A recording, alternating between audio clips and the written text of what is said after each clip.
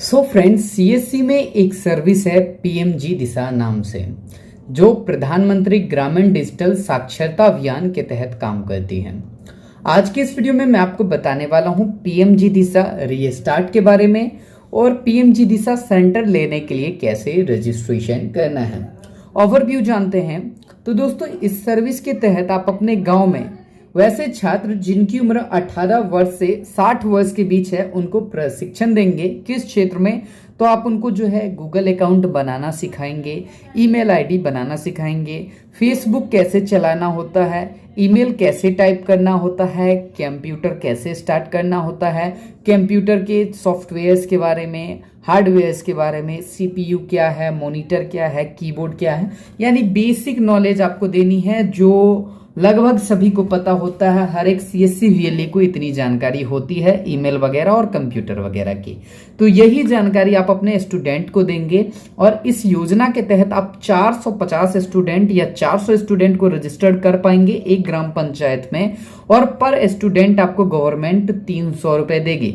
यानी लगभग 10 दिन से 12 दिन का ट्रेनिंग आप देंगे और लगभग 1 महीने इस सर्विस को चलाने में लगेगा। तो 1 महीने में आप कुल कमाए 1,20,000 रुपए तक का कर पाएंगे। तो बहुत अच्छी सर्विस है पीएमजी दिशा, जो प्रधानमंत्री ग्रामीण डिजिटल साक्षरता अभियान के तहत काम करती है। तो आज की इस वीडियो में मैं आपको इस योजना के बारे में बताने वाला हूं। हाय गाइस, मैं अमर, आप देख रहे हो टेक गुप्ता यूट्यूब चैनल। चलिए इस वीडियो की शुरुआत करते हैं और जान लेते हैं इस पूरे अपडेट के बारे में। इससे पहले दोस्तों, अगर आपने अभी तक हमारे यूट्यूब चैनल टेक गुप्ता को सब्सक्राइब नहीं किया है तो सब्सक्राइब करके बेल आइकन जरूर दबा दें।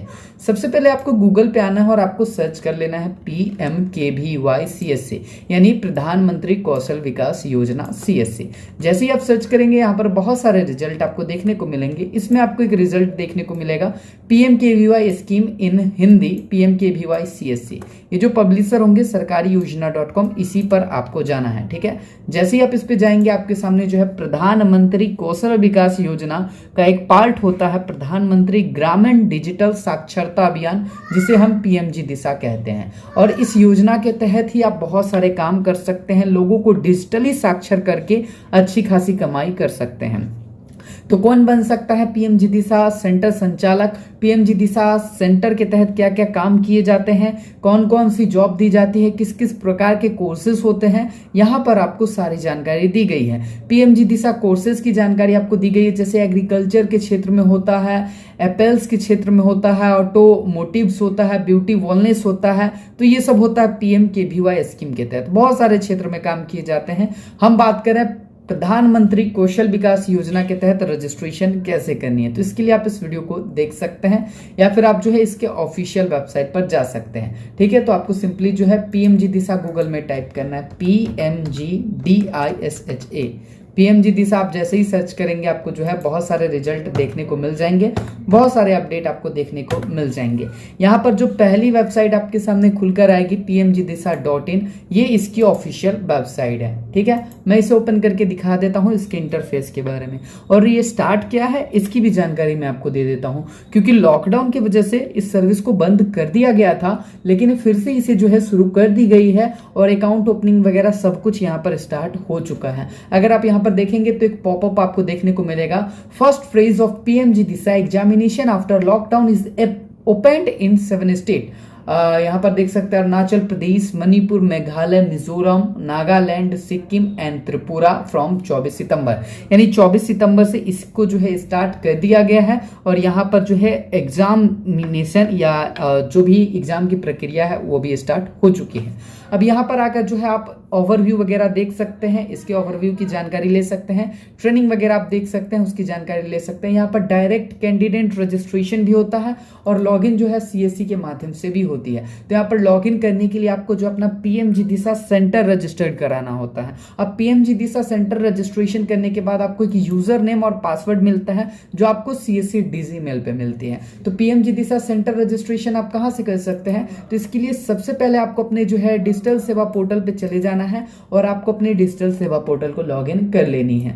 जैसे यहाँ पर हम लॉगिन कर रहे हैं। दोस्तों, पीएमजी दिशा सेंटर लेने के लिए आपके पास सीएससी सेंटर होना चाहिए और इसका जो स्टेटस है वो एक्टिवेट होना चाहिए। लॉगिन करने के बाद आपके सामने जो है सीएससी डिजिटल सेवा पोर्टल खुलकर आ जाएगा। मैं आपको दिखा देता हूं और रजिस्ट्रेशन करने की प्रक्रिया भी मैं आपको बता देता हूं। रजिस्ट्रेशन करने के बाद सीएससी डिस्ट्रिक्ट मैनेजर के द्वारा इसे अप्रूव किया जाता है, आपका वेरिफिकेशन होता है, उसके बाद आपको एक यूजर नेम और पासवर्ड इसके ईमेल पे यानी आपके डिजी मेल पे मिल जाते हैं, जैसा मैं आपको आगे दिखाऊंगा। ठीक है, तो मैं अपने डिजिटल सेवा पोर्टल को लॉगिन होने देता हूं।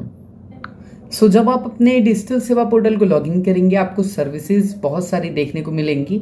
यहाँ पर आपको जो है सर्विसेज के सेक्शन पे चले जाना है। जैसे ही आप यहाँ पर आएंगे आपके सामने जो है सर्च बॉक्स खुलकर आ जाएगा, जिसमें आप पीएमजी दिशा लिखकर टाइप करेंगे, सर्च कर पाएंगे।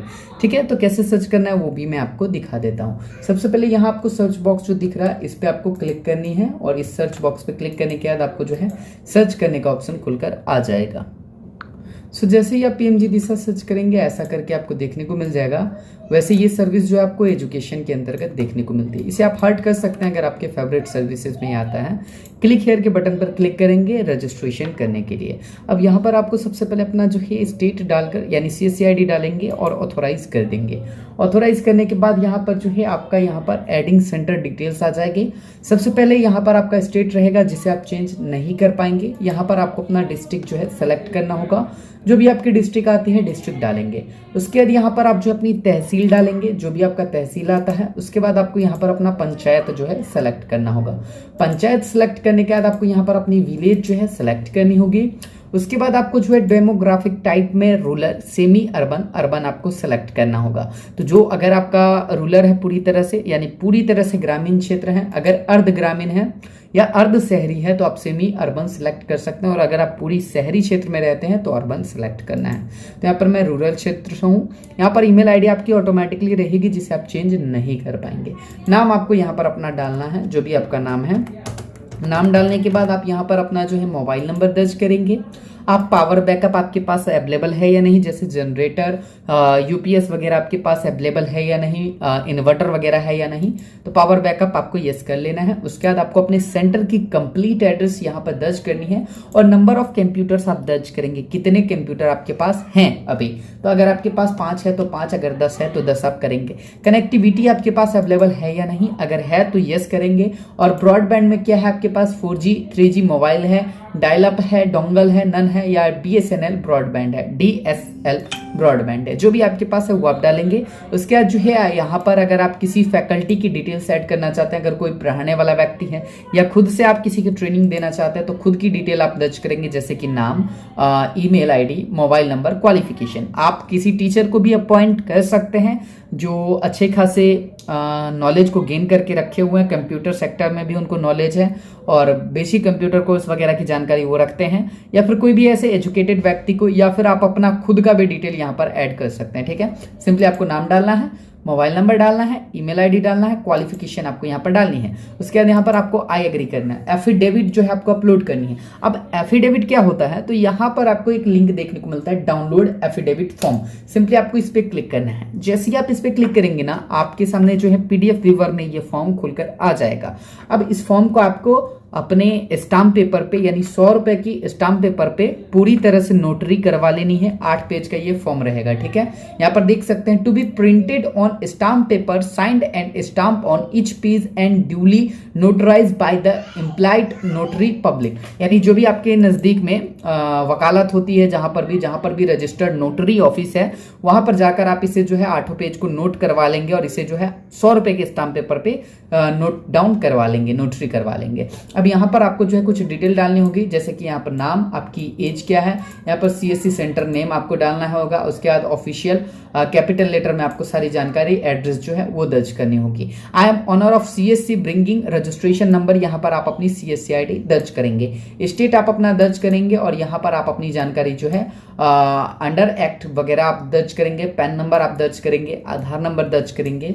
उसके बाद जो है माई सेंटर की जानकारी आप दर्ज करेंगे और यहाँ पर सारी जानकारी आप जो है दर्ज करेंगे। फिजिकल इंस्ट्रक्शन वगैरह दिया गया है। आपके पास एरिया जो है 200 से 500 स्क्वायर फीट है। यानी इस फॉर्म को जब आप डाउनलोड करेंगे ना, इसे पूरी तरह से पढ़ लीजिएगा। क्या कुछ इंफ्रास्ट्रक्चर की जरूरत होती है, कितने कंप्यूटर लैपटॉप की जरूरत है, मिनिमम 3 से 5 होने चाहिए, लाइसेंस्ड सॉफ्टवेयर होने चाहिए, all computer should be connected to a local network होना चाहिए, वेब कैम आपके पास होना चाहिए 0.5 मेगापिक्सल का।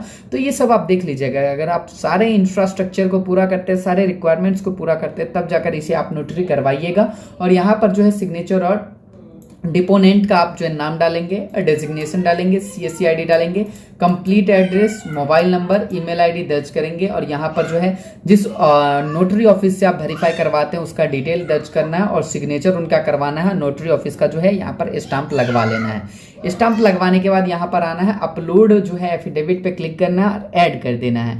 ऐड करने के बाद जो है आपका यहाँ पर रजिस्ट्रेशन सक्सेसफुल हो जाएगा। कुछ दिनों के बाद CSC जिला अधिकारी यानी डिस्ट्रिक्ट मैनेजर के द्वारा आपका वेरिफिकेशन किया जाएगा। वेरिफिकेशन में आपके द्वारा दी गई सभी जानकारी और जो एफिडेविट फॉर्म में आपने जानकारी दी है सब कुछ अगर सही पाई जाती है तो आपको जो इसका यूजर ID पासवर्ड मिल जाएगा। यूजर ID यहाँ पर आप देख सकते हैं आपके डिजीमेल पे जाएगा, जैसा मैं यहाँ पर आपको दिखा रहा हूँ। डिजीमेल पे जाने के बाद इसे जो है आप सिंपली लॉगिन पर कर पाएंगे। इसके आधिकारिक वेबसाइट पर जाकर यहाँ पर आपको लॉगिन के बटन पे क्लिक करना होगा। ठीक है, आने वाले वीडियो में मैं आपको बताऊंगा कि आप स्टूडेंट को कैसे रजिस्टर्ड कर सकते हैं, और क्योंकि रजिस्ट्रेशन की यही प्रक्रिया है और इसी प्रक्रिया को आप फॉलो करेंगे। डिस्ट्रिक्ट मैनेजर से आपका वेरिफिकेशन होगा, फिर जाकर आप जो है इस लॉगिन ID और पासवर्ड को प्राप्त कर पाओगे, तब आप लॉगिन कर पाओगे। ठीक है, लॉगिन करने के बाद आप जो स्टूडेंट को ऐड करके उनकी ट्रेनिंग वगैरह दे पाओगे। अगर आप इच्छुक हैं, जानना चाहते हैं स्टूडेंट को कैसे ऐड करना है, तो आप हमें कमेंट करिए, मैं आपको वीडियो दे दूंगा। अगर आप हमारे ग्रुप को, कम्युनिटी को ज्वाइन करना चाहते हैं दोस्तों, तो आप हमारे डिस्क्रिप्शन को देख सकते हैं। डिस्क्रिप्शन में मैंने आपको अपने टेलीग्राम ग्रुप का लिंक दिया है, जहां से आप हमें ज्वाइन कर सकते हैं और आप अपनी VLE की कम्युनिटी बना सकते हैं, जिसमें अगर आपको कोई दिक्कत आती है तो आप VLE भाई आपस में मिलकर शेयर कर सकते हैं, साझा कर सकते हैं और उसका सॉल्यूशन आप लोग प्राप्त कर सकते हैं। तो बस आज की इस वीडियो में यही, मैं मिलता हूं आपसे इस वीडियो के साथ। अगर आप कुछ पूछना या जानना चाहते हैं कमेंट करके पूछ सकते हैं। तब तक के लिए बाय बाय। आप सभी का दिन शुभ हो। जय हिंद, वंदे मातरम। धन्यवाद।